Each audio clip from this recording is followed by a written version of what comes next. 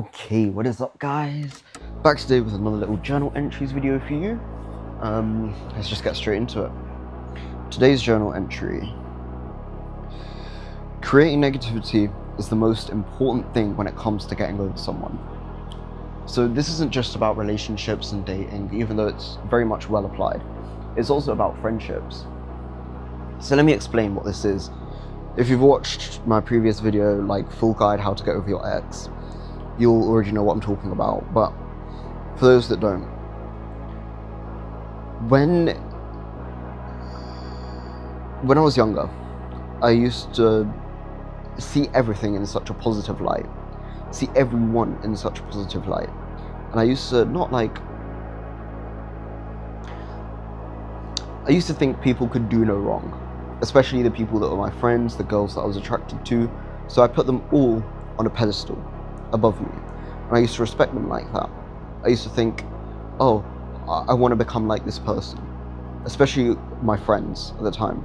I wanted to become like them, which is why I was friends with them. So I put them on a pedestal, and I was like, I put them on a pedestal and I look up to them, right?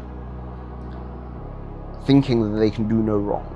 And because of that, when push came to shove, and they did something, like, say for example, rejecting me, pushing me out of the friend group, with girls when they rejected me or when they pushed me away or whatever, I used to get very upset, and it would take me forever to get over it.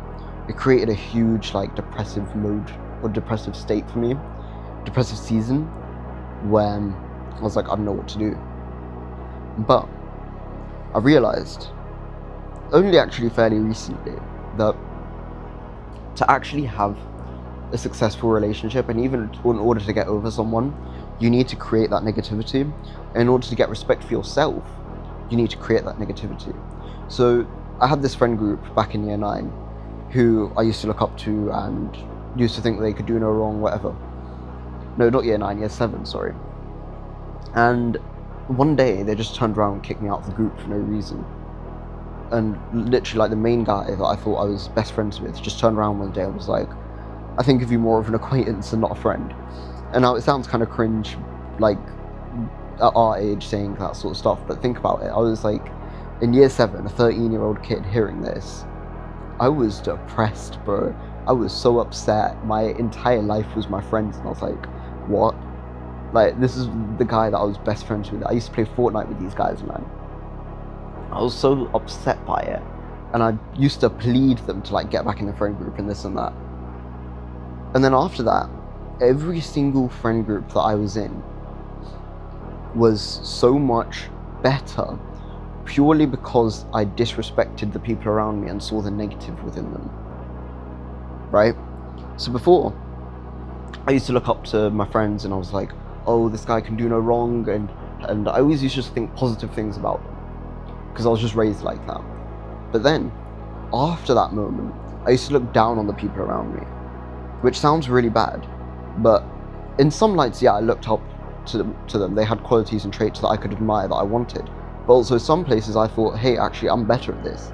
I'm better at going to the gym, I'm better at building a physique, I'm better at leading a group, etc., etc. I'm better at improving my life. Motivation, discipline, all of that, that's my sort of arena. So in terms of those areas that I respect, I looked down on my peers because they weren't as good at these certain areas as I was. Now in other areas, some of my friends have been really good at programming, some of my friends have been really good at tech stuff, some of my friends have been really good at business stuff, so I looked up to them in terms of that. But also I had that side of me that looked down to them. And because of that, I built my self-respect, if that makes sense.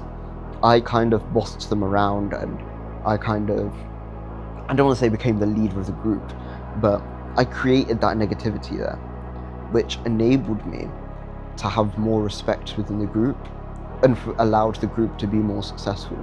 And it's the exact same thing in a relationship. For any sort of relationship to work, friendship, relationship, whatever, you need to see all sides of the coin. You can't see entirely negativity, because then they're just going to be your enemy, you won't like them. You can't see entirely positivity, because then you're going to put them on a pedestal, think they're above you. And then when push comes to shove, you're going to end up getting the shit end of the stick because they view you as an entirely negative person, right? So instead, see all sides of the coin. See both sides, see all sides of the dice, whatever. Understand that, hey, there's things about this person that I respect, there's things about this person that I disrespect and I don't like, and that's fine. And that dynamic, that division, that divide, that contrast is what builds a more stable relationship. It's really difficult to explain, but for those guys that understand what I'm saying right now will be nodding their head like 100% makes sense, and it'll be clicking to them. But maybe it's something that you can only really understand once you go through, because it doesn't really make sense the way that I'm explaining it here, that you need to experience both the negativity and the positivity. And on top of that, if whatever happens, like you stop being friends with this person, you stop dating that girl, she rejects you, they kick you out of the friend group, it feels a lot less like, oh, this is the end of my life, like I did back in year 7. Rather, it just feels like, oh, okay, what's next? You get what I mean? And it becomes so easy. I guess the whole idea is just don't make your whole life revolve around them. And the best way to do that is to create some sort of negativity. Which sounds, again, it sounds really bad, but I think it's really important for all of your relationships. Anyways, hope you guys enjoyed this one. It was a bit of a different one, a bit of a deeper one, a bit of a more philosophical one. But I'll catch you guys in the next one.